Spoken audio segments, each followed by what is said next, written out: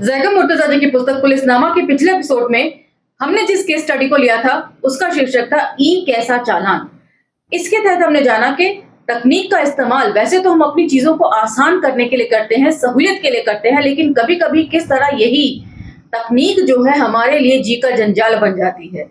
इसी के चलते ई चालान जो है वो पुलिस के काम को हल्का करने के लिए इंट्रोड्यूस किया गया था, लेकिन अजब गजब किस्से भी कई बार हो जाया करते हैं गलत तरीके से यदि ई चालान कट जाए तो। इन सब चीजों के ऊपर चर्चा हमने पिछले एपिसोड में कर ली थी। अब हम चर्चा को यहाँ से आगे लेकर चलेंगे और एक अन्य केस की तरफ बढ़ेंगे। तो चलिए मेरे साथ। जय भीम, मैं शालिनी और आप देख रहे हैं अंबेडकर नामा।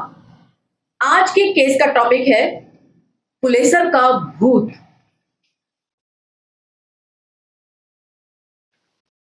जल्दी से कमेंट सेक्शन में ये भी बता दीजिएगा आप में से कितने लोग हैं जो भूत प्रेतों की किस्से कहानियों पर यकीन करते हैं। इस कहानी के तहत हम जानेंगे कि थोड़ी सी लापरवाही किस तरह आपकी कार्रवाइयों में रुकावटें पैदा करती है।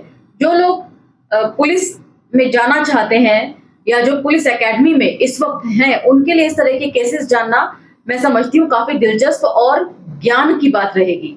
चलिए, फुलेसर का भूत। लखनऊ से करीब 350 किलोमीटर की दूरी पर है देवरिया। देवरिया यानी जहां देवों के मंदिर या देवों के रहने का स्थान हो। ऐसे स्थान पर क्या भूत रह सकते हैं? किसी देवरिया वासी से पूछ लीजिए, एकदम हड़काने वाले लहजे में कहेगा, ऐसे कैसे? देवरिया के हर दूसरे पंडे और हर तीसरे मंदिर का दावा है कि यहाँ भूत उतारे जाते हैं। यदि इतने सारे भूत उतारे जाते हैं तो इसका मतलब वहां भूत प्रेतों का निवास होता है। फिर देवरिया के लोग इस बात से इनकार क्यों करते हैं? इस बारे में भी मुझे कमेंट सेक्शन में बताइएगा। लेकिन पुलिस को इससे क्या? वह या तो खुद लोगों का भूत उतार देती है या लोगों को ही भूत बना देती है।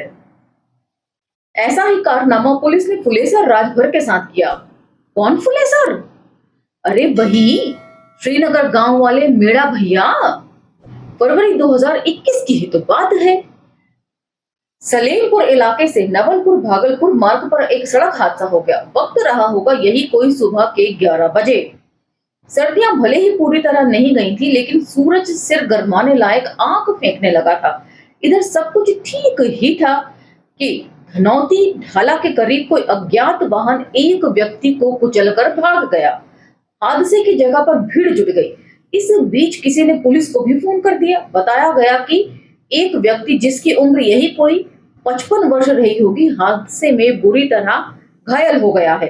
सूचना मिलने पर पुलिस आई और आनन फानन में घायल को पास के सामुदायिक स्वास्थ्य केंद्र पहुंचाया गया। पीड़ित के शरीर पर गहरे जख्म थे और रास्ते में ही काफी खून बह चुका था। डॉक्टरों ने घायल का मुआयना किया, नब्ज टटोली और कह दिया कि बहुत देर हो चुकी है। घायल ने शायद रास्ते में ही दम तोड़ दिया था। घायल कौन था, कहां का था, इसकी पुष्टि अभी तक नहीं हो पाई थी। पुलिस ने शव कब्जे में लिया और मृतक की शिनाख्त की कोशिशों में जुट गई। इधर श्रीनगर वाले फुलेसर चाचा सुबह से घर से निकले हुए थे। गए भी उसी तरफ थे जहां दुर्घटना घटी थी। किसी ने उनके बेटे रविंद्र राजभर को खबर दी कि धनौटी ढाला के नजदीक एक दुर्घटना हुई है और पुलिस घायल को लेकर अस्पताल गई है। खबर मिली तो परिवार में कोहराम मच गया। रोते पिटते परिवार जन सरकारी अस्पताल पहुंचे। इधर पुलिस वाले ढाले वाली दुर्घटना में घायल हुए व्यक्ति का शव अस्पताल से लेकर जा चुके थे। फुलेसर राजभर के परिजन उनकी तलाश में अस्पताल से सलेमपुर कोतवाली पहुंचे, लेकिन यहाँ भी उनका कोई अता पता नहीं था। इस दौरान पुलिस ने पंचनामा करके शव को पोस्टमार्टम के लिए देवरिया जिले मुख्यालय भेज दिया था। अब फुलेसर के परिवारजनों के सामने दो ही रास्ते थे, या तो वे देवरिया पोस्टमार्टम हाउस जाएं या फिर सलेमपुर में शव वापस लौटने का इंतजार करें। घर वालों ने मृतक की पहचान जाननी चाहिए तो पुलिस ने मृतक के कपड़े दिखाए। हालांकि ना तो रविंद्र को ही ये पता था कि पिता घर से क्या पहनकर निकले थे और ना ही घर में अन्य किसी और को, मगर रविंद्र ने खून में सने कपड़ों को अपने पिता की निशानी मान लिया। शायद फुलेसर इसी तरह के कपड़े पहनते होंगे। पुलिस को भी इत्मीनान होगा कि चलो आफत कम हुई, वरना बेकार लावारिस लाश को लेकर जाने कहां दौड़ते फिरते। तो इन सब चीजों को पढ़कर ये लगता है कि हम लोग एक एजम्पशन में बात करते हैं पुलिस को लेकर। पुलिस का काम भी लेकिन काफी पेचीदगियों भरा होता है, काफी चैलेंजिंग होता है। पुलिस के सामने भी कई तरह के केसेस होते हैं और उनको भी मेरे ख्याल से उनका भी जो दिमाग है वो जगह जगह उलझा ही पड़ा रहता होगा। पुलिस के घर तक उनके मरने की खबर पहुंची। घर में कोहराम मच गया। गांव वाले घर पर जुटने लगे। रिश्तेदारों तक खबर पहुंची तो सांत्वना देने के लिए वे भी आ गए। गांव में अंतिम संस्कार की तैयारियां की जाने लगी। लोग अर्थी का सामान ले आए। पंडित जी को खबर दी गई, वे भी आ गए। घर में रोना पीटना मचा था। सभी को फुलेसर का शव वापिस आने का इंतजार था। एक तो पोस्टमार्टम जाते ही नहीं हो जाता, दूसरे देवरिया भी कुछ दूर ही था। शाम हो चली थी, अभी तक देवरिया से शव वापस नहीं आया था। पुलिस अपनी कागजी कार्रवाई पूरी कर चुकी थी। रविंद्र सलेमपुर कोतवाली में अपने पिता का शव लौटने का इंतजार कर रहे थे। इसी बीच गांव का एक आदमी दौड़ा दौड़ा कोतवाली पहुंचा। वे काफी बदहवास लग रहा था। उसने आते ही रविंद्र राजभर के कान में कुछ कहा। रविंद्र ने आओ देखा ना ताओ तुरंत अपनी बाइक की तरफ दौड़े। उन्होंने बाइक स्टार्ट की, गांव से आए व्यक्ति को पीछे बिठाया और निकल पड़े। कोतवाली पुलिस की समझ में ना आया कि आखिर हुआ क्या और रविंद्र कहाँ चले गए। रविंद्र राजभर उस व्यक्ति के साथ श्रीनगर के पास सलेमपुर चौराहे पर पहुंचे। उन्हें अपनी आंखों पर यकीन नहीं हुआ जिसके कपड़ों से उन्होंने शिनाख्त की थी। अगर वे व्यक्ति उनके पिता फुलेसर था तो फिर यह कौन है जो यहाँ बैठा चाय पी रहा है। तो क्या फुलेसर राजभर जिंदा थे? अगर वे जिंदा नहीं थे तो क्या उनका भूत चौराहे पर चाय पी रहा था? रविंद्र ने एक बार भी अपनी आंखों को मला और भागकर पिता से लिपट गए। बाप की समझ में ना आया कि बेटा इतना फूट फूट कर क्यों रो रहा है। इधर बेटे की आंखों में सुबह से शाम तक की आफत का दर्द और बाप से मिलने की खुशी थी। पहले तो फुलेसर को सारा माजरा समझ में ना आया। जब रविंद्र ने उनको सारी कहानी बताई तो उन्हें भी हैरानी हुई। दोनों बाप बेटा घर पहुंचे, वहां भी सब हैरत में पड़ गए, लेकिन फुलेसर की जिंदा होने की खबर पाकर रिश्तेदारों में खुशी की लहर दौड़ गई। सभी ने राहत की सांस ली कि चलो गनीमत रही। इसके बाद रिश्तेदार अपने अपने घर चले गए और फुलेसर के घर वाले अपने रोजमर्रा के काम में जुट गए।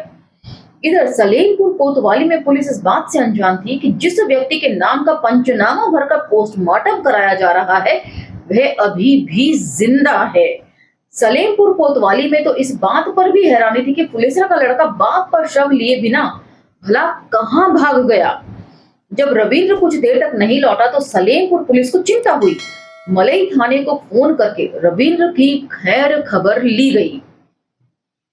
मलई थाने से एक सिपाही रविंद्र के घर पहुंचा। उसे पता लगा कि फुलेसर जिंदा है तो वह दौड़कर थाने आया और थाना अध्यक्ष को सूचित किया।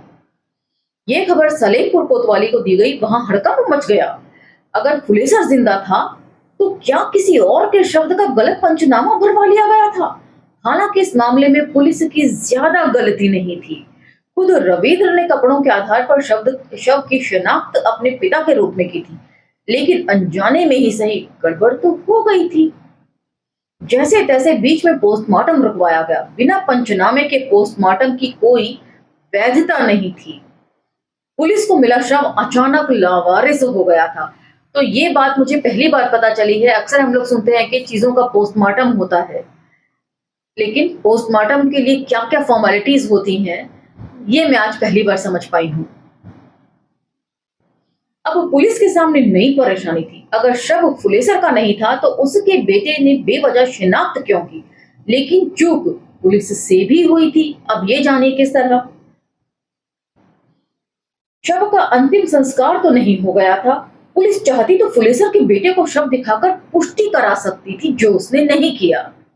थोड़ी सी लापरवाही पुलिस ने कर दी और उसके लिए कितनी बड़ी सिरदर्दी उनको मोल लेनी पड़ गई। फुलेसर जिंदा था और पुलिस उसे भूत भी साबित नहीं कर सकती थी, लेकिन अब भला शव की नए सिरे से शिनाख्त कराने के अलावा और हो ही क्या सकता था। अगर हमारे आपके लिए अनोखा मामला हो सकता है ये, लेकिन पुलिस के इतिहास में यह इस तरह की शायद न पहली घटना थी और न आखिरी। तो इसी के साथ ही केस स्टडी समाप्त होता है। इसमें जानने समझने को काफी सारी नई बातें लगी मुझे। क्या आप भी पहले इन सब बातों को जानते तो मुझे कमेंट सेक्शन में जरूर बताइएगा। और यदि ये वीडियोस पसंद आए तो उन्हें लाइक शेयर सब्सक्राइब भी जरूर कीजिएगा और हमें अन्य सोशल मीडिया प्लेटफॉर्म्स पर भी फॉलो कीजिएगा। इसी के साथ मुझे आज्ञा दीजिए, अगले एपिसोड में अगली केस स्टडी के साथ में फिर हाजिर हो जाऊंगी। जय भीम, धन्यवाद।